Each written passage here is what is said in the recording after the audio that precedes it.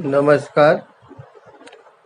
YouTube के विश्व Bharti official channel में क्लास 7th के बच्चों का हार्दिक अभिनंदन है। अभी मैं क्लास 7th के बच्चों को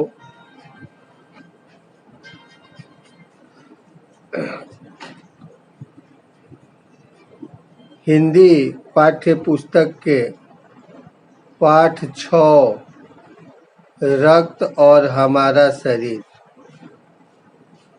पहले मैं शीर्षक पर प्रकाश डाल रहा हूँ। शीर्षक क्या है? रक्त और हमारा शरीर। हमारे शरीर के लिए रक्त की विशेष आवश्यकता है। रक्त के अभाव में हम अपने शरीर की कल्पना नहीं कर सकते हैं। शरीर को स्वस्थ रखने के लिए रक्त की आवश्यकता है और रक्त को बनाए रखने के लिए पौष्टिक आहार लेना अति आवश्यक है। यदि हम पौष्टिक आहार ग्रहण नहीं करेंगे तो हमारे शरीर में तरह तरह की बीमारियां उत्पन्न हो सकती हैं। बच्चे ध्यान देंगे। इस पाठ को मैं लाइन बाय लाइन लेकर नहीं चलूँगा। इसको मैं अपने अनुसार डील करूँगा, अपने अनुसार बोलूँगा। कहानी पूरा मैं समझ करके और इसके विशेष पॉइंटों को मैं उल्लेख करूँगा। इस पर आप ध्यान देंगे। ये एक तरह का निबंध है। किस चीज़ पर निबंध है?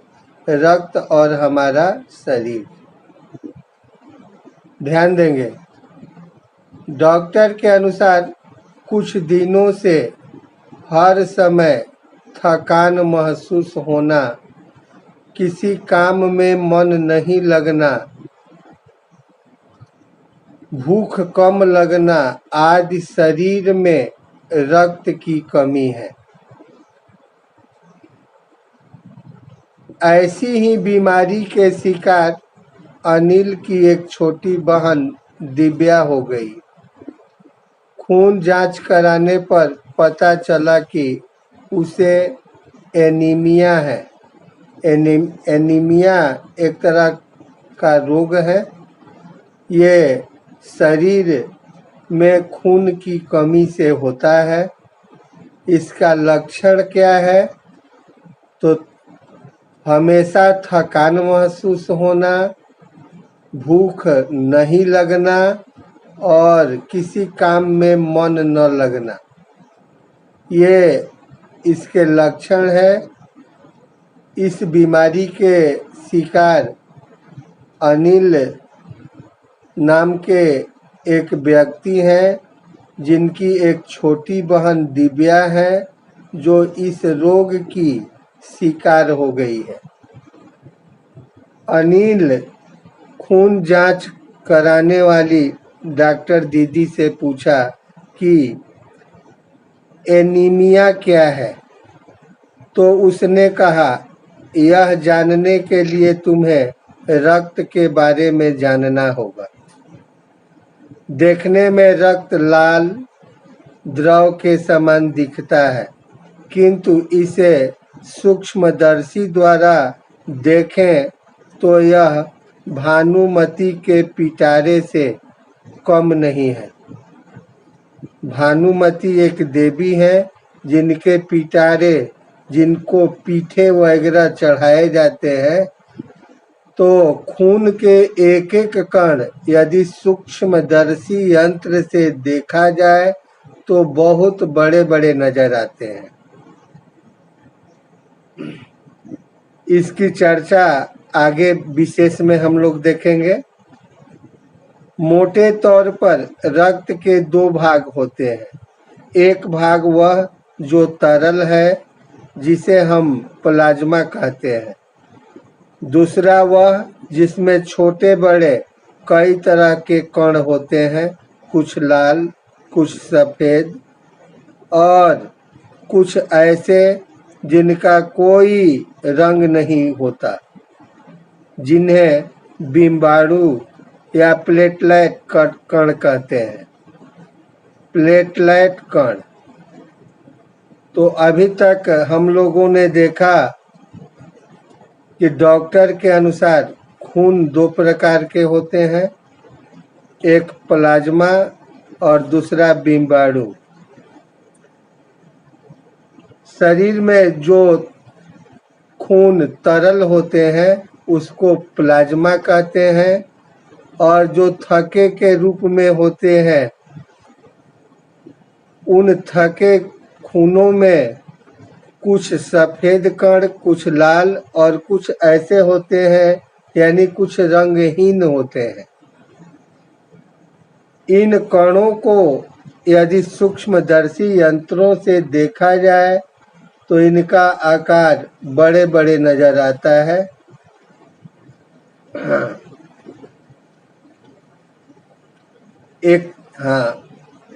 आगे देखेंगे। मोटे तौर पर रक्त के दो भाग होते हैं, एक भाग वह जो तरल है जिसे प्लाज्मा, और दूसरे भाग जिसमें छोटे बड़े कई तरह के कण होते हैं, उन्हें बिम्बाणु कहते हैं। ये कण प्लाज्मा में तैरते रहते हैं। कौन से कण? जो लाल, सफ़ेद और रंगहीन कण होते हैं, ये तरल खून में अर्थात बिम्बाणु में तैरते रहते हैं। डॉक्टर दीदी ने सूक्ष्मदर्शी के नीचे एक स्लाइड लगाई, उस पर फोकस किया और बोली, जो कण तुम्हें दिखाई दे रहे हैं ये लाल रक्त कण है। अनिल सोचने लगा, एक बूंद रक्त में इतने सारे कण? रक्त की एक बूंद में इनकी संख्या लाखों में होती है। यदि सूक्ष्मदर्शी यंत्र से देखा जाए तो एक बूंद खून में, रक्त में लाखों सफ़ेद, लाल और रंगहीन कण होते हैं। यदि हम 1 मिलीमीटर रक्त लें तो उसमें 40 से 55 लाख कण मिलेंगे। इनके कण ही रक्त लाल रंग का नजर आता है। ये लाल रक्त कण शरीर के लिए दिन रात काम करते हैं। शरीर में ब्लड का फंक्शन तरह तरह से है। ये रक्त हमेशा दिन रात अहर्निश लगातार अपने कामों में लगे रहते हैं। सांस लेने पर साफ हवा से जो ऑक्सीजन हम प्राप्त करते हैं उसको शरीर के हर हिस्से में पहुंचाने का काम इन कणों का ही है। इनका जीवन काल लगभग 4 महीने का होता है, लेकिन एक साथ खत्म नहीं होते, धीरे धीरे ये खत्म होते हैं। शरीर में जो लाल, सफ़ेद और रंगहीन कण होते हैं उनका लाइफ, कणों का लाइफ 4 महीने का होता है, लेकिन ये सभी कण एक साथ नष्ट नहीं होते हैं।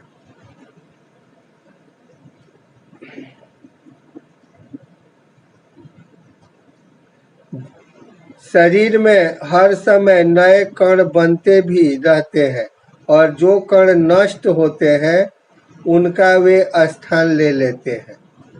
कहने का मतलब, शरीर विविध तरह के कणों से कभी खाली नहीं रहता। समय समय पर शरीर में कण बनते रहते हैं। हड्डियों के बीच भाग मज्जा में ऐसे बहुत से कारखाने होते हैं। शरीर में जो हड्डियां होती है और एक हड्डी से दूसरे हड्डी के बीच जो स्पेस होते हैं, उस स्पेस को मज्जा बोलते हैं। मज्जा। उन मज्जों में बहुत से कारखाने होते हैं जो रक्त कणों के निर्माण कार्य में लगे रहते हैं। उन कारखाने में किस तरह का काम होता है? रक्त कणों का निर्माण करना उन कारखानों का कार्य है। जो शरीर में हड्डियों के बीच में स्पेस होते हैं, उस स्पेस को मज्जा कहते हैं। उन मज्जाओं में विविध कारखाने होते हैं जो रक्त के कणों का निर्माण करते हैं। इनके लिए इन कारखानों को प्रोटीन, लौह तत्व और विटामिन रूपी कच्चे माल की जरूरत होती है। जैसे कोई कारखाना चलाया जाता है तो उसे बिजली की आवश्यकता पड़ती है, किसी को डीजल पेट्रोल की आवश्यकता पड़ती है, लेकिन ये शरीर रूपी कारखाने को सुचारू रूप से चलाने के लिए प्रोटीन, लौह तत्व और विटामिन रूपी कच्चे माल की जरूरत होती है। इसके लिए उपयुक्त मात्रा में पौष्टिक आहार लेना पड़ता है।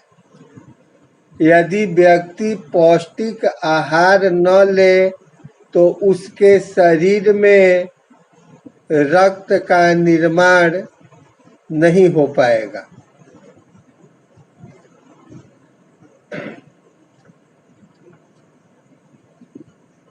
इसके लिए उपयुक्त मात्रा में पौष्टिक आहार लेना पड़ता है, जैसे हरी सब्जी, फल, दूध, अंडा और गोश्त। यदि कोई व्यक्ति उचित आहार ग्रहण नहीं करता तो कारखानों को आवश्यकता अनुसार कच्चे माल नहीं मिल पाता, तो रक्त कण नहीं बन पाते। यदि रक्त कण नहीं बन पाते तो शरीर में लाल रक्त कणों की कमी हो जाती है और इसी कमी को एनीमिया कहते हैं। इस रोग का दूसरा कारण है पेट में कीड़ों का जाना। हम लोग बहुत खान पान करने में लापरवाह रहते हैं। हमारी लापरवाही के कारण पेट में कीड़े चले जाते हैं। ये कीड़े प्रायः दूषित जल और खाद्य पदार्थों द्वारा हमारे शरीर में प्रवेश करते हैं। अतः इनसे बचने के लिए सफाई अत्यावश्यक है और पूरी सफाई के साथ बनाए गए खाद्य पदार्थों को ग्रहण करना चाहिए। भोजन करने से पूर्व हाथों की अच्छी तरह सफाई कर लें, धो लें और स्वच्छ पानी पिए। एक किस्म के कीड़े भी हैं जो जमीन के ऊपरी सतह पर पाए जाते हैं। इसके अलावा कीड़े हमारे शरीर में कैसे जाते हैं? एक तो हम लोग सुने कि हम यदि सही आहार, साफ सुथरे ढंग से भोजन नहीं करते हैं, स्वच्छ पानी नहीं पीते हैं, तो हमारे शरीर में कीड़े प्रवेश कर जाते हैं और दूसरा दूसरा, पेट में कीड़े पहुंचने का क्या ढंग है, क्या रास्ता है, उसको हम लोग देखें।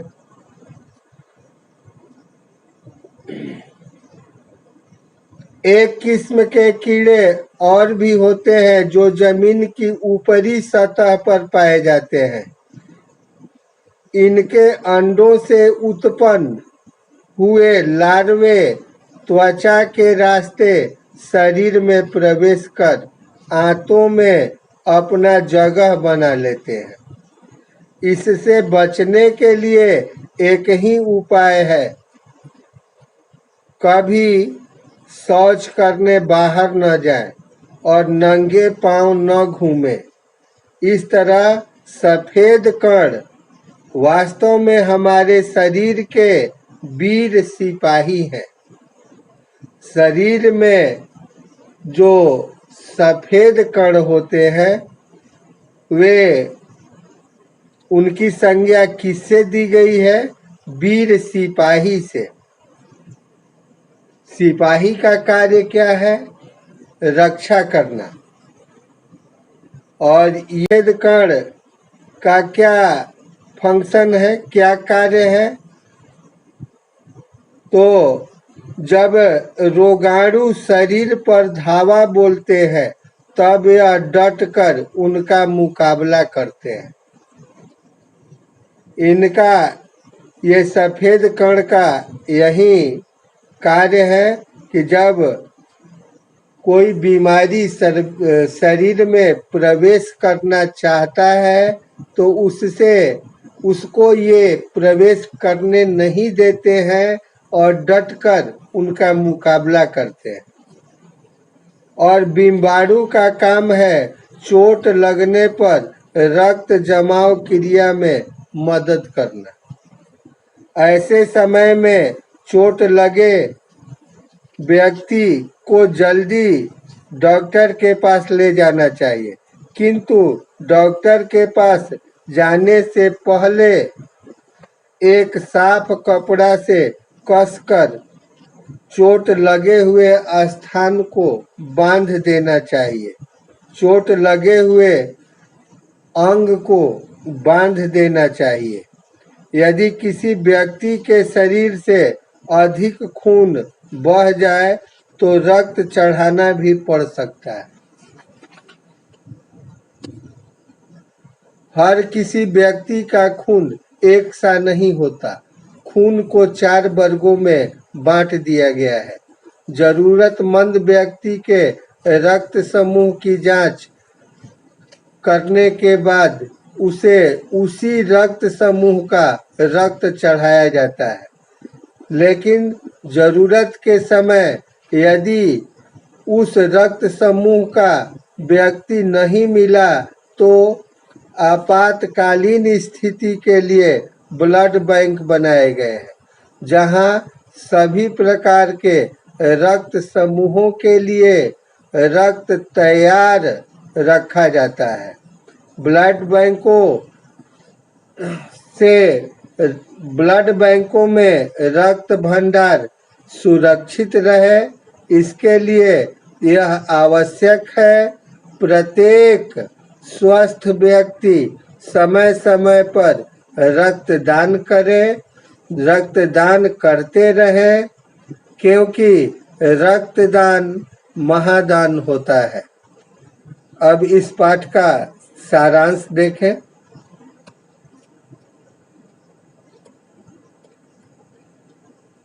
रक्त और शरीर में अन्योन्याश्रय संबंध है, अर्थात रक्त के लिए शरीर और शरीर के लिए रक्त का होना आवश्यक है। यदि शरीर में रक्त की कमी रहती है तो निम्नलिखित लक्षण दिखते हैं, जैसे हमेशा थकान महसूस होना, किसी काम में मन नहीं लगना, भूख कम महसूस होना या भूख का न लगना। अनिल की बहन दिव्या में ये लक्षण दिखते हैं। डॉक्टर के अनुसार उसे एनीमिया हुआ है।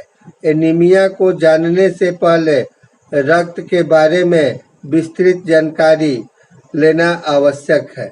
रक्त दो प्रकार के होते हैं। एक भाग जो तरल होता है उसे प्लाज्मा कहते हैं।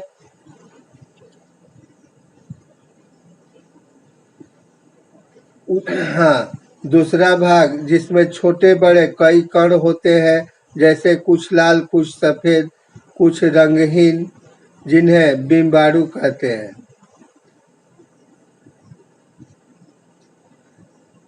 इस तरह शरीर को स्वस्थ रखने में प्लाज्मा और बिम्बाणु का हर समय सहयोग होता है। शरीर को स्वस्थ रखने के लिए प्रोटीन, लौह तत्व और विटामिन की आवश्यकता पड़ती है। इसके लिए हमें पौष्टिक आहार लेना पड़ता है।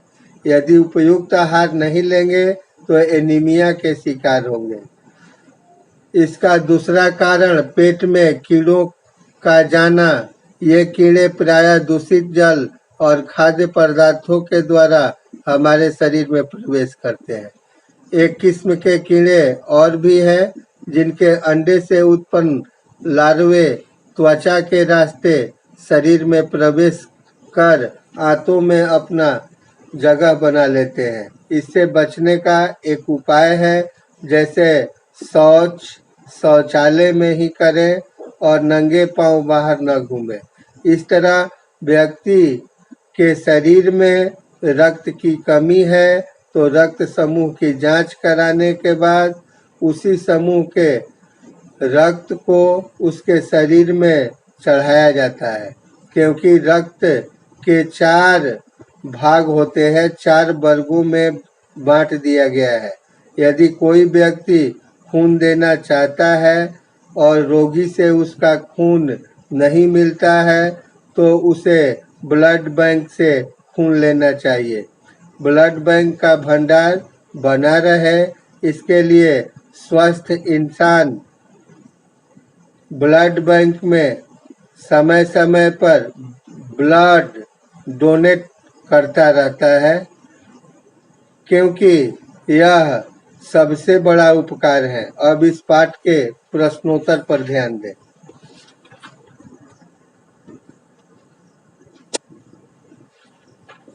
पहला प्रश्न है,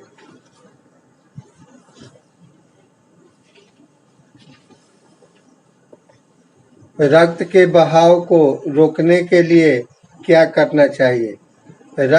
आंसर है, रक्त के बहाव को रोकने के लिए हमें ऐसे समय में उस व्यक्ति को जल्दी से डॉक्टर के पास ले जाना चाहिए, किंतु डॉक्टर के पास पहुंचने तक के समय में चोट के स्थान पर कसकर एक साफ कपड़े से बांध देना चाहिए। दबाव पड़ने से रक्त का बहना कम हो जाता है। दूसरा प्रश्न देखें, खून को भानुमति का पिटारा क्यों कहा जाता है? रक्त देखने में लाल द्रव के समान दिखता है, किंतु इसे सूक्ष्मदर्शी द्वारा देखें तो यह भानुमति के पिटारे से कम नहीं। मोटे तौर पर खून के 2 भाग होते हैं। एक भाग जो तरल है, जिसे हम प्लाज्मा कहते हैं। दूसरा वह जिसमें छोटे बड़े कई कण होते हैं, कुछ लाल, कुछ सफेद और कुछ ऐसे जिनका कोई रंग नहीं, जिन्हें बिम्बाणु कहते हैं। ये कण प्लाज्मा में तैरते रहते हैं। तीसरा प्रश्न देखिए, एनीमिया से बचने के लिए हमें क्या क्या खाना चाहिए? एनीमिया से बचने के लिए हमें हरी सब्जी, फल, दूध, अंडा और गोश्त आदि खाना चाहिए। अगला प्रश्न है चौथा, पेट में कीड़े क्यों हो जाते हैं? इनसे कैसे बचा जा सकता है? पेट में कीड़े दूषित जल और दूषित खाद्य पदार्थों के कारण होता है। अतः इनसे बचने के लिए यह आवश्यक है कि हमें पूरी सफाई बनाए रखना चाहिए। हम पूरी सफाई से बनाए गए खाद्य पदार्थों को ही ग्रहण करें। भोजन करने से पूर्व अच्छी तरह से हाथ धो लें और साफ पानी पिए। एक किस्म के कीड़े और भी हैं जिनके अंडे जमीन की ऊपरी सतह में पाए जाते हैं। इन अंडों से उत्पन्न हुए लार्वे त्वचा के रास्ते शरीर में प्रवेश कर आंतों में अपना जगह बना लेते हैं। इनसे बचने का सहज उपाय है कि शौच के लिए हमें शौचालय का ही प्रयोग करना चाहिए और इधर उधर नंगे पांव नहीं घूमना चाहिए। 5वां प्रश्न है, रक्त के सफेद कणों को वीर सिपाही क्यों कहा गया है? रक्त के सफेद कणों को वीर सिपाही कहा गया है क्योंकि जब रोगाणु शरीर पर हवा बोलने की कोशिश करते हैं तो सफेद कण उनसे डटकर मुकाबला करते हैं और जहां तक संभव हो पाता है रोगाणुओं को भीतर एकत्रित नहीं होने देते। अतः हम संक्षेप में कह सकते हैं कि सफेद कण बहुत से रोगों से हमारी रक्षा करते हैं। 6ठा है, ब्लड बैंक में रक्तदान से क्या लाभ है? यदि घर में कोई बीमार है, हमारे रक्त समूह से उसका रक्त समूह नहीं मिलता है, तो ऐसी आपातकालीन स्थिति के लिए ही ब्लड बैंक बनाए गए हैं। प्रायः हर बड़े अस्पताल में इस तरह के बैंक होते हैं जहां सभी प्रकार के रक्त समूहों का रक्त तैयार रखा जाता है। रक्तों का भंडार सुरक्षित रखने के लिए हमें समय समय पर रक्तदान करना चाहिए। 7वां प्रश्न है, सांस लेने पर शुद्ध वायु से जो ऑक्सीजन प्राप्त होती है उसे शरीर के हर हिस्से में कौन पहुंचाता है? सांस लेने पर शुद्ध आंसर इस प्रकार है, सांस लेने पर शुद्ध वायु से जो ऑक्सीजन प्राप्त होती है उसे शरीर के हर हिस्से में लाल रक्त कण पहुंचाता है। ये कण शरीर के लिए दिन रात काम करते हैं। धन्यवाद।